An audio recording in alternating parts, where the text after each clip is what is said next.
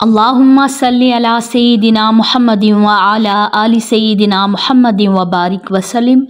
Daily Islamic network YouTube channel पर आप सबको खुश आमदीद। दुरूद पाक एक ऐसी इबादत है कि जिसे अल्लाह तबारक व तआला जो इंसान पढ़ता है उसके साथ अल्लाह तबारक व तआला उस पर ख़ास नज़र करम फरमाते हैं। अल्लाह ताला उस इंसान को अपने बहुत ज़्यादा करीब कर लेता है जो इंसान दुरूद पाक की कसरत करता है। कोई भी परेशानी हो, किसी किस्म की भी कोई बीमारी हो या किसी किस्म का भी मसला हो तो बस दुरूद पाक पढ़ें और आप देखेंगे कैसे कैसे सारे मामलात इंसान के आसान होते जाते हैं। दुरूद पाक पढ़ने की बहुत ही ज़्यादा बरक़ात हैं। नबी पाक सल्लल्लाहु अलैहि वसल्लम ने इरशाद फरमाया कि जो शख्स मुझ पर एक मरतबा दुरूद पाक पढ़ेगा तो अल्लाह तबारक व तआला उस इंसान के ऊपर 10 रहमतें उस पर नाजिल फरमाएगा, 10 गुनाह उस इंसान के मिटाएगा और उसके 10 दरजात को बुलंद फरमाएगा। सुबहान अल्लाह, कितनी ज़्यादा फजीलतें हैं और सिर्फ़ एक मरतबा दुरूद पाक पढ़ने से कितनी ज़्यादा बरक़ात हासिल होती हैं। और नबी पाक की एक और हदीस पाक है कि जो शख्स मुझ पर कसरत से दुरूद भेजेगा क़यामत के दिन वो सबसे ज़्यादा मेरे करीब होगा। सुबहान अल्लाह। तो जब कोई बंदा चाहे कि क़यामत में उसे नबी पाक सल्लल्लाहु अलैहि वसल्लम का कुर्ब नसीब हो तो वो क्या करे, नबी पाक सल्लल्लाहु अलैहि वसल्लम पर कसरत से दुरूद भेजे, सलाम पढ़े। इसके ज़िंदगी में आप बहुत ज़्यादा फ़ायदा हासिल होता है। अगर कोई शख्स अंधेरों में पड़ा है और रोशनी का तालिब हो तो उसे चाहिए कि सच्चे दिल से नबी पाक सल्लल्लाहु अलैहि वसल्लम पर दुरूद पाक भेजे। अब दुरूद पाक बहुत तरह के हैं और उनमें एक दुरूद पाक है दुरूद तंजीना। इसका मतलब यही है कि निजात देने वाला। तो जो भी काम हो, किसी भी मकसद के लिए, किसी भी परेशानी के लिए इस दुरूद पाक को पढ़ने का मामूल बनाएं तो आप देखिएगा कि किस तरह आपके तमाम कामों में आसानियाँ होती हैं। इसकी क्या फ़जीलत है मैं आपके साथ शेयर करती हूँ। जो शख्स इस दुरूद पाक को, दुरूद तंजीना को 1000 बार पढ़े और बावज़ू होकर सो जाए तो उस इंसान को एक हफ़्ता के अमल के दौरान ही नबी पाक सल्लल्लाहु अलैहि वसल्लम की ज़ियारत नसीब होगी। तो जिस इंसान को नबी पाक की ज़ियारत हो जाए तो उससे और क्या चाहिए। और परेशानी हो, किसी ख़तरे में आप हैं, किसी मुसीबत में हैं तो रोज़ाना 70 मरतबा सिर्फ़ 70 टाइम पढ़ें तो वो निजात इंसान को हासिल हो जाती है। और अगर तकलीफ़ के वक्त ज़्यादा से ज़्यादा पढ़ा जाए तो उस इंसान की वो तकलीफ़ जाती रहती है, तकलीफ़ उस इंसान की ख़त्म हो जाती है। एक दुरूद तंजीना के हवाले से एक वाक़या मैं आपके साथ शेयर करती हूँ कि एक बुज़ुर्ग ने, जो ये लिखा हुआ है मिनहाजुल हसनात में लिखा हुआ है कि एक बुज़ुर्ग ने, ये जो अक़वाल होते हैं लोग परेशान होते रहते हैं कि अच्छा ये कहाँ पे लिखा हुआ है। ये बाद दफ़ा ऐसा होता है बुज़ुर्गों ने आज़माया होता है, जो भी वज़ाइफ बताते हैं उन्होंने आज़माए होते हैं, पढ़ा होता है और उन्हें इस चीज़ से फ़ायदा हासिल होता है। फिर वो लोगों को कहते हैं कि आप भी पढ़ें और आपको भी इस चीज़ से फ़ायदा हासिल होगा। एक बुज़ुर्ग ने यह कहा कि मैं जहाज़ पर सवार था, बहरी जहाज़। जब तूफ़ान की मौजों से जहाज़ डूबने लगा तो मुझ पर गुनूदगी तारी हो गई और मैं थोड़ी देर के लिए सो गया। और जैसे ही मैं सोया तो मेरी किस्मत जागी और नबी पाक सल्लल्लाहु अलैहि वसल्लम की ज़ियारत पाक नसीब हुई। और आप सल्लल्लाहु अलैहि वसल्लम ने तालीम फरमाया कि दुरूद तंजीना जहाज़ के तमाम सवार 1000 मरतबा पढ़ें। तो उन्होंने क्या किया, जब वो उठे तो उन्होंने तमाम सवारों को वो सिखाया ये दुरूद पाक और उन्हें कहा कि आप सब लोग 1000 मरतबा पढ़ें। तो वो बुज़ुर्ग फरमाते हैं कि अभी हमने सिर्फ़ 300 तक पढ़ा था, 300 तक पहुँचे थे कि जहाज़ डूबने से बच गया और तूफ़ान से निजात मिल गई। और दुरूद पाक पढ़ने की वजह से अल्लाह ताला ने हमारी बख्शिश फरमा दी, हमें अल्लाह ताला ने बख्श दिया। सुबहान अल्लाह, ज़िंदगी अल्लाह ताला ने बख्श दी। सुबहान अल्लाह, कितनी ज़्यादा बरक़ात हैं। अभी सिर्फ़ 300 उन्होंने पढ़ा था। तो तमाम घर वाले, जब बड़ी से बड़ी परेशानी, बड़ी से बड़ी मुसीबत आ जाए, घर वाले सारे जमा होकर चाहे देख कर पढ़ें तो दुरूद तंजीना शरीफ पढ़ें तो इंशाअल्लाह ताला आप देखेंगे कि कैसे आपकी वो परेशानी है, जो भी आजमाइश है, मुसीबत है, कैसे बआसानी टल जाएगी और ख़त्म हो जाएगी। हज़रत नबी पाक सल्लल्लाहु अलैहि वसल्लम के एक सहाबी उबई बिन काब ने आप सल्लल्लाहु अलैहि वसल्लम से पूछा कि या रसूलल्लाह, मैं तस्बीह पढ़ता हूँ, ज़िक्र व अज़कार करता हूँ और उनमें एक हिस्सा मैं दुरूद पाक पढ़ता हूँ। तो नबी पाक सल्लल्लाहु अलैहि वसल्लम ने फरमाया कि अगर बढ़ा दो तो तुम्हारे लिए बेहतर है। तो उन्होंने फरमाया कि मैं निस्फ़ हिस्सा पढ़ूँ, बाकी हिस्सा मैं दिन का बाकी ज़िक्र व अज़कार में गुजारूँ। तो आप सल्लल्लाहु अलैहि वसल्लम ने फरमाया कि अगर इसको बढ़ा दो तो तुम्हारे हक़ में बेहतर है। तो फिर उन्होंने फरमाया कि अगर मैं सारा टाइम पढ़ूँ, तो आप सल्लल्लाहु अलैहि वसल्लम ने फरमाया कि ए उबई बिन काब, अगर अपनी तुम सारी दुआ इबादत का वक्त दरूद पढ़ने के लिए वक्फ़ कर दो तो ये तुम्हारी दुनिया और आखिरत के सारे दुखों, गमों और परेशानियों के लिए काफ़ी होगा। सुबहान अल्लाह। हम लोग बड़े परेशान हो जाते हैं, कभी बंदे को बड़ा इंसान मायूस हो जाता है, बड़ा परेशान हो जाता है कि अच्छा मुझे ये परेशानी है या मैं इतनी आजमाइश में हूँ तो मुझे क्या करना चाहिए। आप उठाएं तस्बीह, करें वज़ू और दुरूद पाक पढ़ना शुरू कर दें। अच्छा, तस्बीह लोग अक्सर कहते हैं कि अच्छा तस्बीह पढ़ने से दिखावा होगा या लोग कहेंगे कि ये दिखावा कर रहा है, रियाकारी कर रहा है। ये आपकी नीयत पर डिपेंड करता है। आपने दुरूद पाक पढ़ना है, आपकी नीयत इबादत की है कि अल्लाह ताला मुझसे खुश होगा, और तस्बीह हाथ में पकड़ी है तो याद दहानी हो जाती है कि अच्छा तस्बीह देकर इंसान को अब सारे लोग हम तस्बीह देखते हैं तो हमें क्या जहन में आता है, यही आता है कि तस्बीह पर हम अल्लाह का ज़िक्र करते हैं, दुरूद पाक पढ़ते हैं और अल्लाह ताला की हम्द व सना करते हैं, यही हमारे जहन में आता है। तो तस्बीह हाथ में पकड़ने का ये फ़ायदा होगा कि इंसान के हाथ में तस्बीह होगी तो दिल करेगा कि अच्छा मेरे हाथ में तस्बीह है तो मैं ज़िक्र कर लूँ। तो अगर तस्बीह हो तो तस्बीह पर भी पढ़ सकते हैं, नहीं तो हाथों पर भी पढ़ सकते हैं, क्योंकि क़यामत के दिन तो हमारे हाथ गवाही देंगे कि ये हाथों के साथ क्या काम करता था, क्या ये हाथों से चोरियां चकारियां या उल्टे काम करता था या ये तस्बीह बयान करता था, ताकि हमारे हाथ क़यामत के दिन जब गवाही दें तो अल्लाह ताला के हुजूर ये गवाही दें कि ये क्या करता था, ये इंसान दुरूद पाक पढ़ता था। सुबहान अल्लाह, कितनी ज़्यादा बरकत है।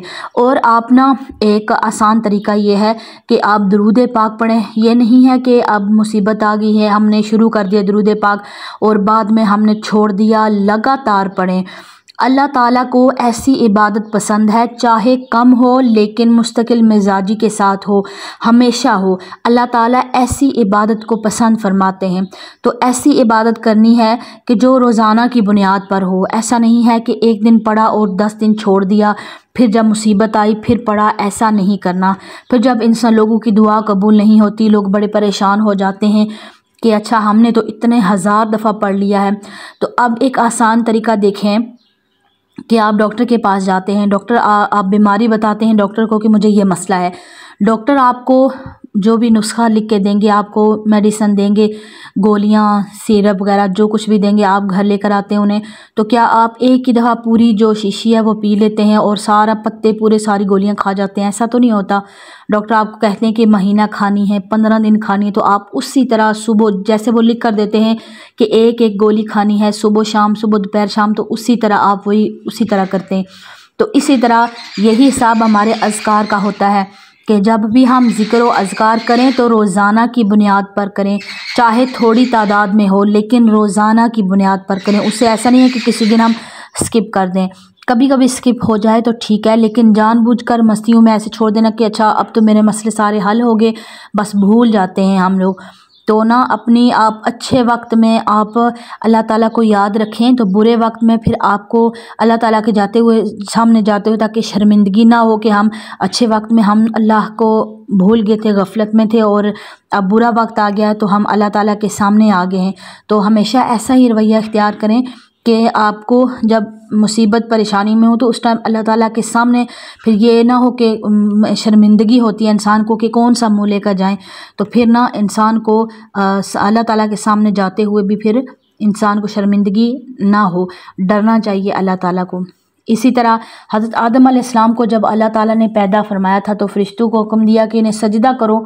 तो ज़ाहिर सी बात है ये ताज़ीम थी उनकी, वो इबादत तो नहीं कर रहे थे। तो सब ने सजदा किया और जो इब्लीस था उसने सजदा नहीं किया, उसने तकब्बर किया। तो अल्लाह तबारक व तआला ने किया कि उन्हें जन्नत से निकाल कर दुनिया में भेज दिया। तो हज़रत आदम अलैहिस्सलाम ने बहुत ज़्यादा इस्तिग़फ़ार की, पूरी दुनिया में वो इस्तिग़फ़ार की और माफ़ी अल्लाह ताला से मांगी, लेकिन उन्हें माफ़ी ना मिली। तो एक दिन बड़े परेशान हाल होकर कितने हज़ार साल गुज़र गए कि उन्हें माफ़ी नहीं मिल रही। तो बड़े परेशान हुए। तो उन्होंने सोचा कि अब क्या होगा मेरी ज़िंदगी का। तो उन्होंने फिर क्या किया कि अचानक उनके जहन में ये आया कि जब अल्लाह ताला ने उन्हें बनाया था तो उन्होंने देखा था कि अर्श के दीवारों पर एक कलिमा लिखा हुआ था, ला इलाहा इल्लल्लाहु मुहम्मदुर रसूलुल्लाह। तो उन्होंने फिर क्या किया कि अल्लाह ताला के हुज़ूर अर्ज़ की कि अल्लाह ताला, जो अर्श की दीवारें मैंने देखी थी वहाँ पर एक कलिमा लिखा था, तो वो नाम कितना बरकत वाला होगा कि जिसे आपने अपने नाम के साथ लिखा हुआ है। कि वैसे जब जो दो कलमे लिखे जाते हैं, दो जुमले, तो उनके दरमियान वाव आ जाता है, एंड आ जाता है दो जुमलों को जुदा करने के लिए, लेकिन यहाँ पर कोई नुक्ता भी नहीं है, कोई वाव, कोई एंड, कोई भी ऐसा हेल्पिंग वर्ब वगैरह नहीं यूज़ हो रहा। ये सिर्फ अल्लाह ताला ने अपने नाम के साथ नबी पाक सल्लल्लाहु अलैहि वसल्लम का नाम लिखा। तो जैसे ही उन्होंने नबी पाक सल्लल्लाहु अलैहि वसल्लम का नाम लिया तो अल्लाह तबारक व तआला ने फ़ौरन उन हज़रत आदम अलैहिस्सलाम से पूछा कि आपको इस नाम के बारे में कैसे पता है। हालांकि अल्लाह ताला को तो सब मालूम है, लेकिन फिर भी अल्लाह ताला ये अपने नबी पाक की अज़मत बताना चाह रहे हैं। तो उनसे जब पूछा तो आदम अलैहिस्सलाम ने कहा कि या अल्लाह, मैंने अर्श की दीवारों पर इस तरह मैंने लिखा हुआ ये कलमा जगह जगह देखा था, तो इस वजह से मैंने सोचा कि वो नाम कौन है और क्या। तो फिर अल्लाह ताला ने फरमाया कि आखिरी नबी होगा और नबी अल्लाह का महबूब सल्लल्लाहु अलैहि वसल्लम होंगे। तो कितनी ज़्यादा बरकत उन्हें फिर नबी पाक के नाम के सदक़े से अल्लाह तबारक व तआला ने उन्हें माफ़ कर दिया और उनकी बख्शिश फरमा दी। क्या अब सोचें खुद कि क्या हज़ारों साल उन्होंने कोई दुआ छोड़ी होगी, कोई तरीका छोड़ा होगा, नमाज़ छोड़ी होगी, सजदा छोड़ा होगा कि जो उन्होंने ना किया हो और अल्लाह ताला से माफ़ी ना मांगी, क्या वो ना रोए होंगे, बहुत उन्होंने माफ़ी मांगी होगी। ये तो हमारी सोच से भी हम सोच भी नहीं सकते कि उन्होंने कितनी इबादत की होगी, कितना वो रोए। लेकिन आखिरकार उन्हें जब ये जहन में आती है कि मैं सोचते रहते कि मैं कैसे अल्लाह से माफ़ी मांगूँ, तो आखिर में जब उन्हें यही तरीका नज़र आता है तो उन्होंने जब किया तो अल्लाह ताला ने फिर शान बयान की कि नबी पाक कितनी शान है कि हज़ारों साल इबादत करते रहे, माफ़ी नहीं मिली, लेकिन जैसे ही अल्लाह के हबीब मोहम्मद सल्लल्लाहु अलैहि वसल्लम का नाम लिया तो फ़ौरन अल्लाह ताला ने उनकी बख्शिश फरमा दी, उन्हें लिबास दिया और उन्हें अच्छा खाना अता किया और उन दोनों मियाँ बीवी की बख्शिश हो गई। तो फिर इसी तरह आदम अलैहिस्सलाम की तौबा कबूल हुई।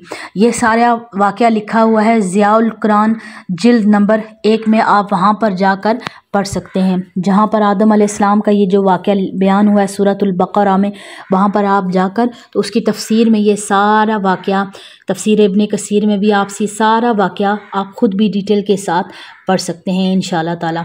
तो देखेंगे नबी पाक तो जब भी कोई परेशानी आए, कोई भी किसी किस्म का मसला हो, टेंशन हो, तो उठाएं तस्बीह और दुरूद पाक पढ़ना शुरू कर दें। अच्छा, ज़रूरी नहीं है कि हम लोग इंतज़ार करते हैं कि कोई मुसीबत, परेशानी या आजमाइश आएगी तो हम इबादत करेंगे, ऐसा नहीं करना। बल्कि अगर कोई आप खुश हैं, दुरूद पाक पढ़ें। आपको बहुत बड़ी खुशी मिली है, आप दुरूद पाक पढ़ें तो अल्लाह ताला आपकी उस खुशी में बरकत डालेगा और आपकी उस खुशी को नज़र भी नहीं लगेगी। जैसे कोई खुशखबरी मिले फ़ौरन नबी पाक पर दुरूद पाक भेजें, सलाम भेजें, तो ये सोच कर के मेरी खुशी में नबी पाक भी शामिल हैं, सुभान अल्लाह, अल्लाह ताला भी मेरी खुशी में शामिल हैं। तो फ़ौरन जो है क्या करें कि अल्लाह ताला के हुज़ूर सजदा रेज़ हो, नबी पाक सल्लल्लाहु अलैहि वसल्लम पर दुरूद पाक भेजें। बाद दफ़ा ऐसा होता है कि इंसान के साथ कुछ मसाइल ज़िंदगी में हर इंसान के साथ होते रहते हैं कि बज़ाहिर तो कोई परेशानी नहीं होती, कि मुझे कोई बीमारी नहीं है या किसी किस्म का कोई मसला नहीं है, सब कुछ ठीक है, लेकिन फिर भी ऐसे दिल बेसुकून सा हो जाता है। वो इसी वजह से होता है कि रूह इंसान से तकाज़ा कर रही होती है कि अल्लाह का ज़िक्र करो, अल्लाह की तस्बीह बयान करो और नबी पाक सल्लल्लाहु अलैहि वसल्लम पर दुरूद पाक भेजो। तो ज़्यादा से ज़्यादा वक्त इस्लामी बहनें मेरी ख़ास तौर पर, आप हाथों से काम कर रही हैं तो ज़ुबान पर आपका दुरूद पाक होना चाहिए। सफ़र में अक्सर देखा गया है कि अनजान लोग बैठे होते हैं बस वगैरह में हमारे साथ, तो हम फजूल की इधर उधर की बातें कर रहे होते हैं, हालांकि हमें पता है कि अगले स्टॉप पे या 2 घंटे के बाद या जितने भी घंटे के बाद उसने चले जाना है, लेकिन दुरूद पाक उस टाइम आप ज़ुबान बजाय इसके कि फ़जूल बातें करें तो दुरूद पाक जारी रखें। आपने कहीं सफ़र पर जाना है, तस्बीह हाथ में पकड़ें, सफ़र आपका हो जाएगा, लेकिन दुरूद पाक आप पढ़ेंगी तो आपको बरकत भी हासिल होगी और आपको सवाब भी मिलता रहेगा बहुत ज़्यादा इंशाल्लाह ताला। तो दुरूद तंजीना शरीफ इसको आप 313 मरतबा इसको पढ़ने का ज़रूर एहतमाम किया करें। हफ्ते में या जुम्मे वाले दिन एक तस्बीह ज़रूर पढ़ा करें। वैसे दुरूद पाक जो है दुरूद इब्राहिमी वो पढ़ा करें। मुझे उम्मीद है कि आज की वीडियो आपको समझ में आ गई होगी। वीडियो अच्छी लगे लाइक और शेयर करना मत भूलिएगा। अल्लाह हाफिज़।